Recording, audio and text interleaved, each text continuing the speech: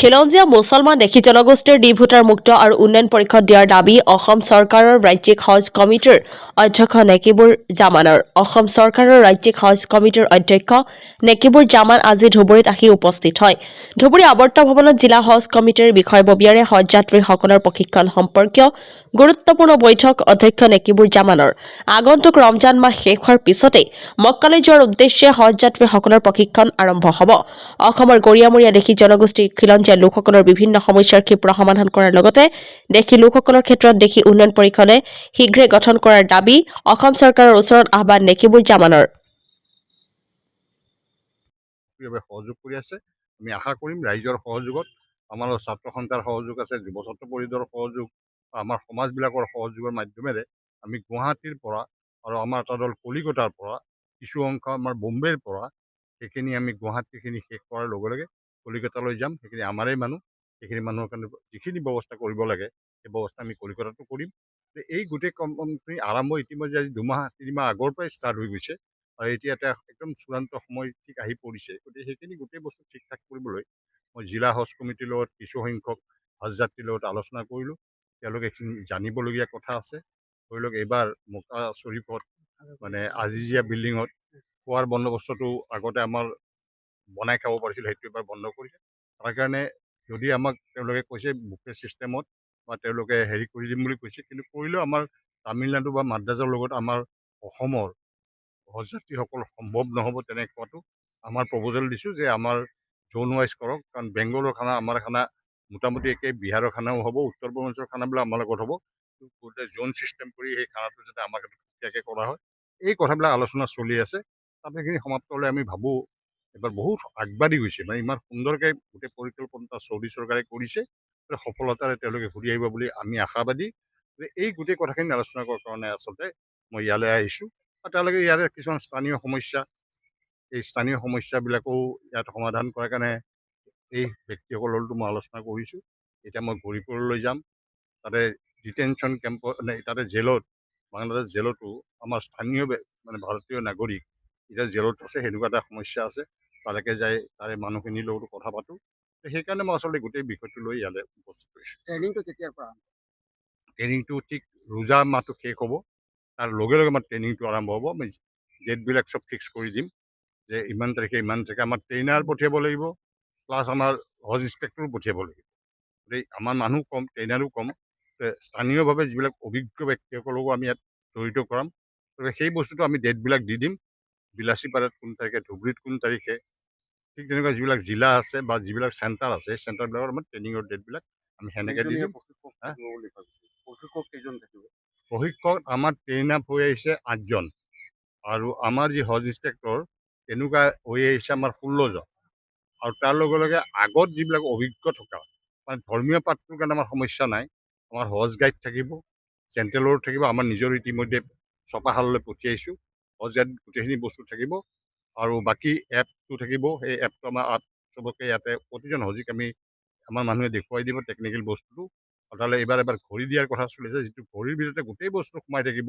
চৌদিত গ'লে ক'ৰবাত হেৰালেও প্ৰব্লেম নাই, বা চৌদিত গৈ কিবা দৰকাৰ প্ৰয়োজন হ'লে কাক যোগাযোগ কৰিব, এই ঘড়ীটোৰ জৰিয়তে কৰিব পাৰিব বুলি তেখেতসকলে কৈছে।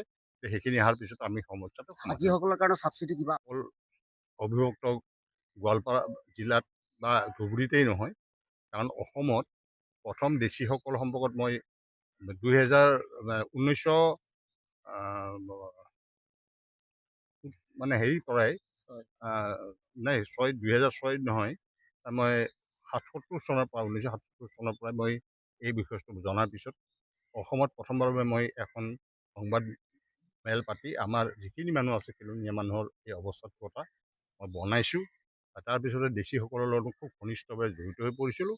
হয়, সমস্যাটো আমাৰ যি 5টা জনগোষ্ঠী, সেইটো মই যথেষ্ট চেষ্টা কৰি সেই সময়ত ফাইনেন্স মিনিষ্টাৰ হিমন্ত বিশ্ব শৰ্মাৰ পৰা মানে আমাৰ 100 কোটি টকা চেংচন কৰাইছিলোঁ। আৰু তাৰপিছতে তেওঁ মুখ্যমন্ত্ৰী হোৱাৰ পিছত আমাৰ সকলো আলাপ আলোচনাৰ মাধ্যমেৰে আমাক জনগোষ্ঠীয় বা খিলঞ্জীয়া হিচাপে বিধানসভাটো ঘোষণা হ'ল, কিন্তু কামখিনি আগবাঢ়িব যোৱা নাই। ইতিমধ্যে পাইলট প্ৰজেক্ট হিচাপে সোণাৰীৰ পৰা আৰম্ভ কৰিব বিচাৰিছিল, কিন্তু এতিয়া কথা হ'ল কি, ইয়াৰ পিছত 26ত বোধ কৰোঁ, 26 নে 27ত আমাৰ জাতিগত হেৰি এটা হ'ব, সেইটো কাৰণে এইটো বস্তু অলপ পিছুৱাই থাকিল। আৰু আমি আশা কৰিম যে চৰকাৰে এই বিষয়ে এটা চিন্তা চৰ্চা কৰিব। যিহেতু আমাক খিলঞ্জীয়া বুলি কোৱাৰ পিছতো আমাৰ কিন্তু বসুন্ধৰা আঁচনিত আমি যথেষ্ট সমস্যাৰ সন্মুখীন হৈছোঁ। আৰু মই শদিয়াতো দেখিলোঁ, তিনিচুকীয়াতো দেখিলোঁ, বিভিন্ন জনৰ লগত মই কথা পাতিলোঁ। আৰু প্লাছ ডি ভোটাৰে হওক বা আজি এছাৰৰ নামতে যিটো অৱস্থা হৈছে, সেইবিলাক সমাধান কৰাৰ কাৰণে আমি বাৰম্বাৰ দাবী দিছোঁ আৰু ঠায়ে ঠায়ে মানুহবিলাকে লাগিও আছে। গতিকে যিখিনি সমস্যা সেইখিনি সমাধান কৰাৰ কাৰণে বাকী চৰকাৰে উদ্যোগ ল'ব লাগিব।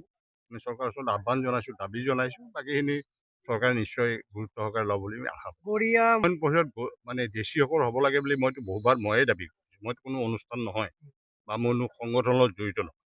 গড়িয়া উন্নয়ন পৰিষদখন ঘোষণা হৈছিল কংগ্ৰেছৰ দিনত, কিন্তু এনেকুৱা এখন উন্নয়ন পৰিষদৰ কোনো কামতো নহয় যে কিয় তালৈ বাজেট একেবাৰে নিদিয়ে। কম বাজেটত 30 লাখ 40 লাখ টকাত সেইটো জনগোষ্ঠীৰ মানুহখিনিয়ে নোৱাৰে। ঠিক তেনেকৈ আজি মৰিয়া সকলোৰো আছে, তেওঁলোকে OBC মৰ্যাদাও আছে আৰু হেৰিবিলাকৰ আছে, আপোনাৰ মাইমলৰ আছে, কিন্তু তেওঁলোকে ফাণ্ডটো নিদিয়ে, ফাণ্ডটো কম। সেইকাৰণে আমি চৰকাৰক বহুবাৰ কৈছোঁ যে এই উন্নয়ন পৰিষদবিলাক দেশী ৰূপ বনাই দিব লাগে, কাৰণ দেশীসকল যথেষ্ট চাফাৰ কৰি আছে। দেশীসকলৰ মানে যিটো এটা অৱস্থা হৈছে, সেইকাৰণে মই য'তেই গৈছোঁ, +6 মিটিঙতো মই গৈছোঁ, তাতে মই কৈ আহিছোঁ, বিভিন্ন সময়ত চৰকাৰকো দাবী জনাইছোঁ আৰু সংবাদ মাধ্যমত মই যিবিলাক গৈছিলোঁ সকলোতে মই দেশী কথাটো সদায় উচ্চ স্থান দিয়ে কথাখিনি তেখেতলোকৰ যিটো মৰ্মবেদনা, এই কথাটো মই কিন্তু ইতিমধ্যে দাঙি ধৰিছোঁ। আৰু বাকী দেশী মানুহে ইউনাইটেডলি তেওঁলোকে এইটো ফাইটটো কৰক সকলোৱে। সেইটো বুলি মই বিশ্বাস কৰোঁ। কাৰো কোনো অন্য গোষ্ঠী বা অন্য ধৰ্মৰ কথা ইয়াত নাহা নাই। তেওঁলোকৰ উন্নয়নৰ কাৰণে, যিহেতু আমাৰ ৰাজনীতিক প্ৰতিনিধি নাই, গতিকে আমাৰ কথাখিনি কোৱাৰ মানুহ কোনো নাই। গতিকে আমি সেইকাৰণে চৰকাৰক কৈছোঁ যে আমাৰ যিহেতু নাই, আমাক মৰ্যাদাটো ভালকৈ দিয়ে। আমি আহ্বান জনাইছোঁ। ঠিক আছে। আলোচনা চলিলে। তাৰমানে প্ৰকৃত অৰ্থে আমাৰ ঠিক 18 তাৰিখৰ পৰা ৰোজাৰ মাহ, 19 তাৰিখৰ পৰা ৰোজা আৰম্ভ হ'ব আৰু ৰোজা সমাপ্ত হোৱাৰ পিছতেই আমাৰ হজ যাত্ৰীসকল ইয়াৰ পৰা পবিত্ৰ মক্কা শ্বৰীফ মদিনালৈকে যাত্ৰা কৰিব। তাৰ আগে আগে আমাৰ যথেষ্ট কাম থাকে, গতিকে ৰাষ্ট্ৰীয় স্তৰত, আন্তঃৰাষ্ট্ৰীয় স্তৰত হওক, মই উত্তৰ পূৰ্বাঞ্চলৰ 5খন ৰাজ্যৰ চৰকাৰৰ মানে যিটো অধ্যক্ষৰ দায়িত্বত মই আছোঁ, ইয়াত এখন বৰ্ড আছে। গতিকে তাৰ আগে আগে মই গোটেইখিনি জেগা সম্ভৱ নহ'ব কাৰণেই মই আগতীয়াকৈ শদিয়া বা তিনিচুকীয়া, ডিব্ৰুগড় এইবিলাক অঞ্চল পৰিভ্ৰমণ কৰি সকলো আমাৰ জিলা হজ কমিটিবিলাকক তেওঁলোকক এলাৰ্ট কৰি দিছোঁ, কোনো হজ যাত্ৰীয়ে যাতে ইয়াৰ পৰা যোৱাৰ ক্ষেত্ৰত বা ট্ৰেইনিং যিবিলাক প্ৰশিক্ষণ আমি এতিয়া দিয়া আৰম্ভ কৰিম, এই প্ৰশিক্ষণত যাতে প্ৰপাৰলি প্ৰশিক্ষণটো লৈ যায়, এখন বিদেশী ৰাষ্ট্ৰলৈ যাব, তাতে যাতে কোনো ধৰণৰ খেলি মেলিৰ সৃষ্টি নহয়। ইয়াৰ পিছত আমাক ট্ৰেইনিং ক্লাছবিলাক হ'ব, যিবিলাকক আমি ট্ৰেইনাৰ বম্বেত কৰাই আনিছোঁ। তাৰপৰা যিসকলে ইয়াৰ পৰা তেওঁলোকৰ লগত মক্কা শ্বৰীফ বা মদিনাত হজত যাব, হজ ইনস্পেক্টৰ, তেখেতসকলক আমি অলৰেডি ট্ৰেইনিং লৈ আহিছোঁ, কাৰণ এতিয়া কাৰিকৰীভাৱে বহুত এডভান্স হৈ গৈছে গোটেই বিষয়বস্তু। সেই মানুহখিনিক আমি পঠিয়াম, যেতিয়া ট্ৰেইনিঙৰ আমি ডেট দিম গৈ পেলাই, সেই ডেট মতে ট্ৰেইনিংবিলাক হ'ব।